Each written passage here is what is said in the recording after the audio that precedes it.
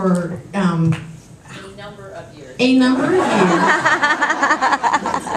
Betty Lou has been in the position on the board of trustees of overseeing, managing, and encouraging the work of support groups. And so Betty Lou, when she was first on the board, we had a structure of positions: vice president of advocacy, vice president of support groups. And we have changed the way that we title our leadership structures, but she has still been the mama of support group leaders and support groups, and have been involved. And that transitioned a little bit when I started, so that more of it came into my position. But Betty Lou is the person I turn to when I can't answer a question, which I know is surprising. Okay. Yeah, I have hissing coming from Liz Brigham. But, it's the peanut gallery right there. But Betty Lou has been amazing, and she has done it all. She has run multiple groups. She has coordinated conference calls, trainings, and Betty Lou is stepping down from the board. This is her last term on the board. She will still be involved in support groups in a mentoring way with me, and overall in just general guidance. But Carl is sort of taking the baton from Betty Lou in the race for a cure and the race and as to how it pertains to the support group. So I'd like to bring Betty Lou up for some words of experience and inspiration and of thanks. Thank you so much, Betty Lou, for all that you've done.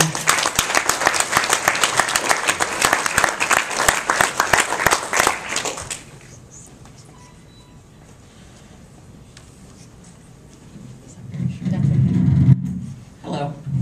Can you hear me? Okay, great. I have known lots of people in the Pulmonary Hypertension Association and the Pulmonary Hypertension community. It's been my delight to be working with Debbie. She took the burden off of me when we were just a small volunteer group of people running this organization.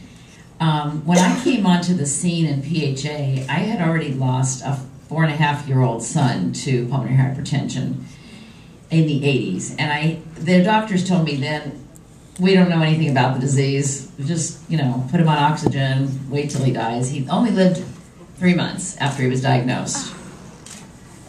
We went on for the next 10 years thinking, that was a real fluke. How strange is that?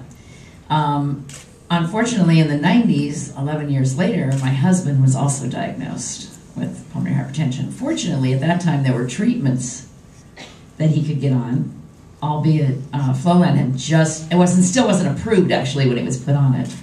He was only 46 years old at the time.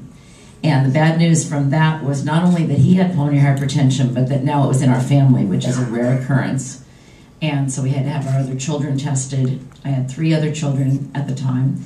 And our middle child then was diagnosed at 21, although he was non-symptomatic. He had no symptoms at all.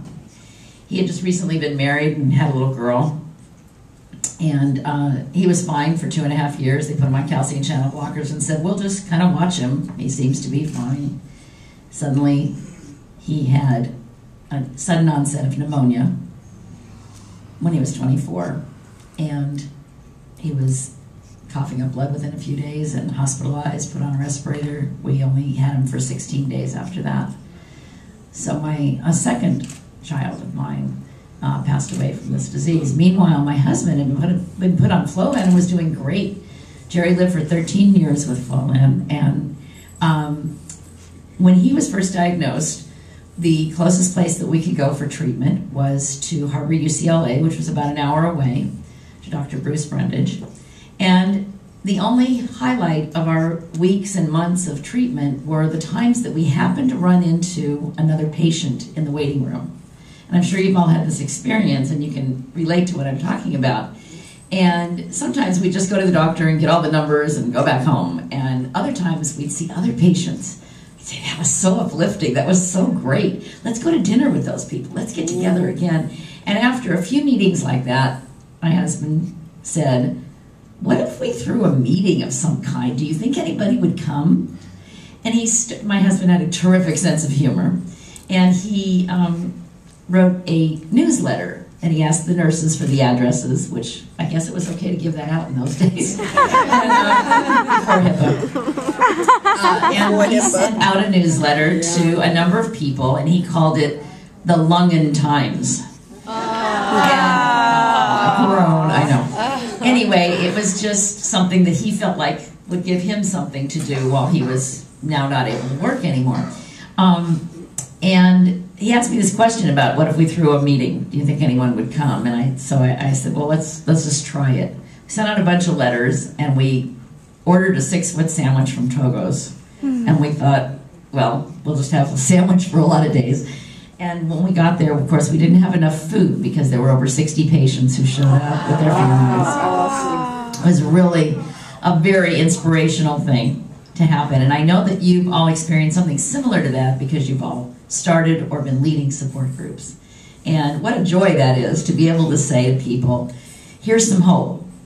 Here's somebody else who's walked in your shoes. I think the most depressing part about the disease is feeling so isolated. And I think as support group leaders, this is what we try to do, is to end the isolation. Oh, thank you. Sorry. Just taking pictures. So that support group was the first one that was started in California. And when I contacted PHA and said, so how many other support groups are there in the country? They said, well, including yours, there are now 8. And Jerry and I said, could we help make that be more? And we became the support group leaders, support group coordinators, excuse me, for the states. And we tried to get in touch with other patients in other states and tell them what we'd done. Not that we were such great experts, but hey, here's a little model you could follow. And of course, I was so grateful, like I said, when Debbie came on the scene, because that suddenly, as the support groups got to be more and more, it got to be a lot of work. And so I was the mama of support groups until we got the queen of support groups hired in our office. And Debbie's done a marvelous job. It's just so exciting to me to know that we've grown from 8 groups to 227.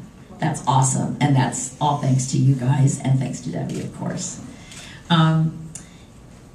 Unfortunately, my husband got a lot sicker in 2006 and was hospitalized at a local hospital here. He was released from there and went back in the early part of 2007, much sicker, was in for 25 days before he lost his battle also. He was 59. And I miss him terribly. We had 37 years together. But at the time that he was hospitalized at a local hospital, not at a PH center, not someplace where all the PH wonderful doctors are. That's not why he died.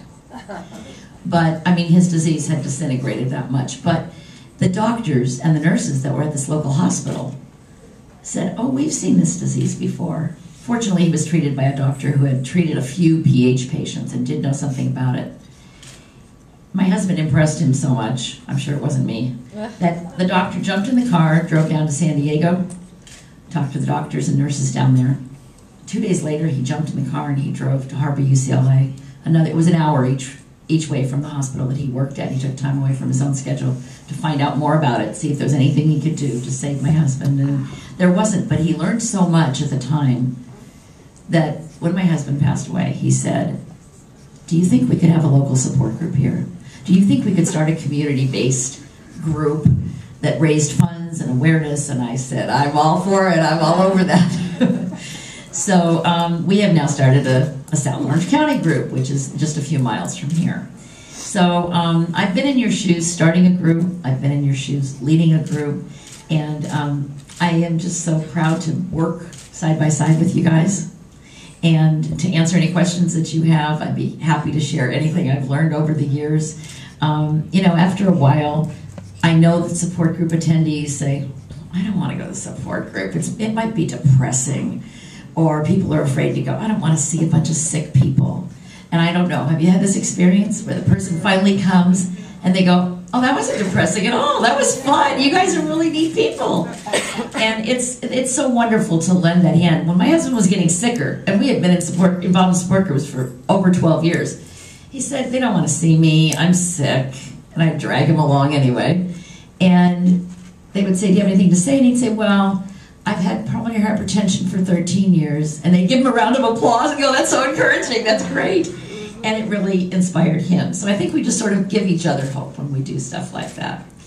One of the things that our support group has also taken on is, after Jerry died, we decided to do a golf tournament to raise awareness and raise funds for research to find a cure. I've lost one half of my family to this disease. I've had this disease touch my family for over 28 years. And I can't just curl up in a ball and die. I have to stand up and stand next to you guys and say, we're going to get this. We're going to figure it out. We're going to fix it so other people don't have to go through this. And so I'm having a golf tournament on Monday. It will be the third one because the first one was right after Jerry passed away. So far we've raised over $80,000 in research. Wow.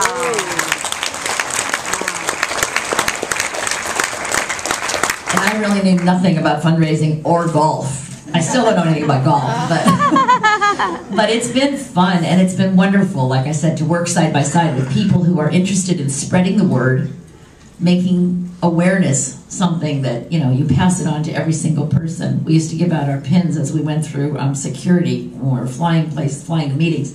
They would say, what is that pin? And I'd say, well, here it is, and I'm going to tell you exactly what pulmonary hypertension is, and the next person who comes through, please tell them. And, you know, that's all awareness is about, and that's all support is about. We've always said a support group is any two people meeting together. And so I just thank you for all that you've done. And I'm just going to pass around a picture of my boys and my sweet Jerry so that you can see that if you want to take that. And I just thank you for including me in your ranks and for letting me be here and just for everything you do. Thank you very much for stepping out of your comfort zone and doing work for other people. Thanks.